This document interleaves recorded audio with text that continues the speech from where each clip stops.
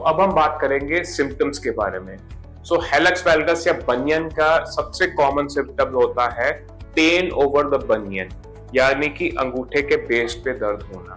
तो ये जो अंगूठे का बेस है, ये बम्प जो है, ये जब बढ़ जाता है तो फिर इसमें जो है आपको पेन होता है। ये पेन ज्यादा तब होता है जब आप कोई भी ऐसा शू पहन रहे हो जो कि आगे से नैरो है, या फिर जब जूता इसके साथ रगड़ खाता है। तो अगर आपकी डिफॉर्मिटी ज्यादा बढ़ गई है तो उसमें आपको यहाँ पे पेन हो सकता है। दूसरी चीज जो कॉमन है वो है अंगूठे में, यहाँ पे इस जोड़ में कभी कभी जोड़ में स्वेलिंग हो जाती है, साइनोवाइटिस हो जाता है, और उसकी वजह से जॉइंट में भी पेन होता है, जिसकी वजह से मूवमेंट में भी पेन हो सकता है। लॉन्ग स्टैंडिंग केस में इस जोड़ में, या फिर अगर आपको कोई इन्फ्लेमेटरी आर्थराइटिस है जैसे रूमेटॉइड है या गाउट है, तो फर्स्ट मेटाटार्सोफेरेंजियल जॉइंट यानी कि पैर के अंगूठे के जोड़ में आपको आर्थराइटिस बन सकता है और उस आर्थराइटिस का भी दर्द हो सकता है। पेन कभी कभी नीचे की तरफ भी होता है क्योंकि कभी कभी इन हड्डियों पे प्रेशर ज्यादा पड़ता है, जिसकी वजह से आपको जो है सिस्मोइडाइटिस हो सकता है। तो उसका पेन जनरली अंगूठे के बेस के नीचे होगा। अपार्ट फ्रॉम दैट, क्योंकि ये पैर जब अंगूठा टेढ़ा होता है तो साथ ही साथ अंगूठा थोड़ा सा रोटेट भी हो जाता है, और जिसकी वजह से पैर के नीचे यहाँ पे कैलोसिटीज बन सकती है। अभी जब ये पैर का अंगूठा टेढ़ा होता है तो उसकी वजह से सिर्फ अंगूठे पे ही नहीं, सेकंड, थर्ड और फोर्थ टो पे भी प्रेशर आते हैं।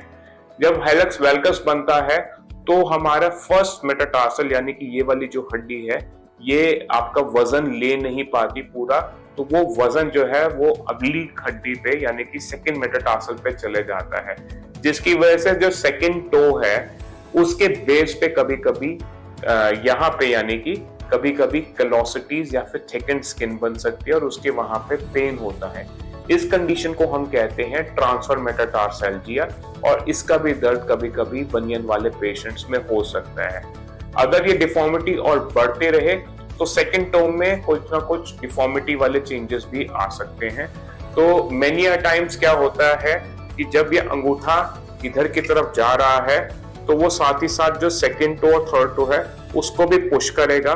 तो या तो वो पुश होके वो भी बाहर की तरफ चले जाते हैं, जिसको हम कहते हैं डेविएशन ऑफ द टोज, या कभी कभी ये जो है टेढ़ापन ऐसे आ जाता है जिसको हम कहते हैं हेमर-टो डिफॉर्मिटी। तो हेमर-टो डिफॉर्मिटी में बेसिकली जो पैर का जो उंगलियां हैं, छोटी उंगलियां, वो ऐसे टेढ़ी होने लग जाती हैं।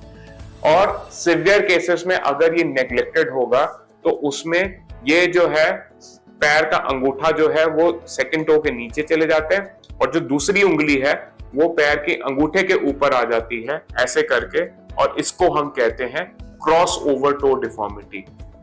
जब भी ऐसी कोई भी डिफॉर्मिटी बनती है तो उसकी वजह से जहां जहां पे हड्डी प्रोमिनेंट है उस जगह पे दर्द हो सकता है, और कभी कभी वुंड्स और अल्सरेशन भी बन सकते हैं, स्पेशली कि अगर पेशेंट में डायबिटीज या कुछ है तो अगले वीडियो में हम बात करेंगे कि अगर आपको हेलक्स वैल्गस या बनियन की बीमारी है तो उसको हम इवैल्यूएट कैसे करते हैं।